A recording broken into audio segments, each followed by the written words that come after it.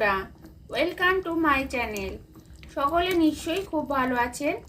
আজকে আমার মশলা বাটার পনিরের যে রেসিপি আমি করব, সেই জিনিসটা প্রথম থেকে শেষ পর্যন্ত দেখবেন। আর ইউনিক পদ্ধতিতে, যেটা ইউটিউবে কোনোদিনও দেখেননি, সেই রকমভাবে আমি বানাবো। প্রথম থেকে শেষ পর্যন্ত দেখলে তবেই সেটা ভালোভাবে আপনারাও শিখতে পারবেন, আমার জিনিসটা ভালোভাবে তৈরি করতে পারবেন। আর এই জিনিসটা সম্পূর্ণ দেখার পর ভালো লাগলে লাইক করবেন, শেয়ার করবেন। বাটার পনির বানানোর জন্য প্রথমে আমি পনিরগুলোকে চৌকো করে কেটে নিয়েছি। এগুলোকে আগে আমি একটু হালকা ভেজে নেব।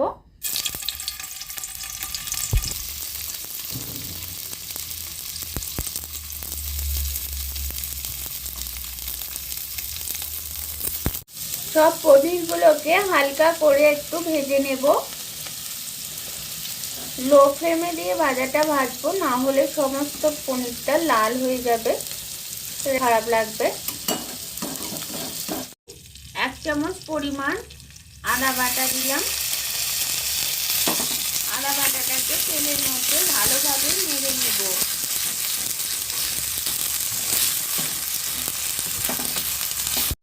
এরপর টমেটোটা দিয়ে দিলাম।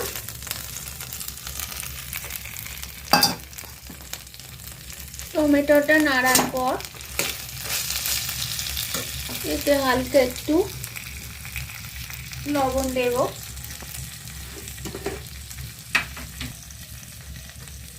লবণ দিলাম। 1 চামচ পরিমাণ হলুদ, গুঁড়ো লঙ্কা,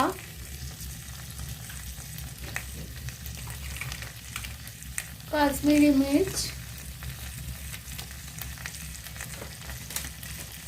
সবকিছু দিয়ে এটাকে নাড়তে থাকবো। টমেটোটা ভালোভাবে কষা হয়ে গেছে, পুরো গলেও গিয়ে সিদ্ধ হয়ে গলে গেছে। এরপর আমরা এর মধ্যে একটা নতুন জিনিস এরপর আমি এতে একটা নতুন জিনিস টক দই দেব।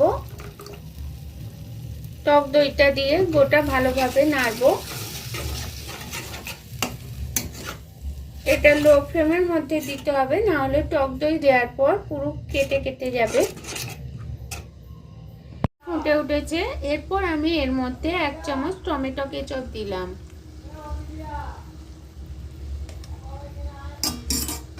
এটা দিয়ে নাড়বো। গ্রেভিটা বেশ ঘন ভালো বানানো হয়েছে। এবারে এর মধ্যে আমি বাটারগুলোকে দিয়ে দেব। গ্রেভিটা ভালোভাবে বানানো হয়ে গেছে। এরপর আমি পনিরগুলোকে যে ভেঙে রেখেছিলাম সেইগুলো একটা একটা করে এর মধ্যে দিয়ে দেব।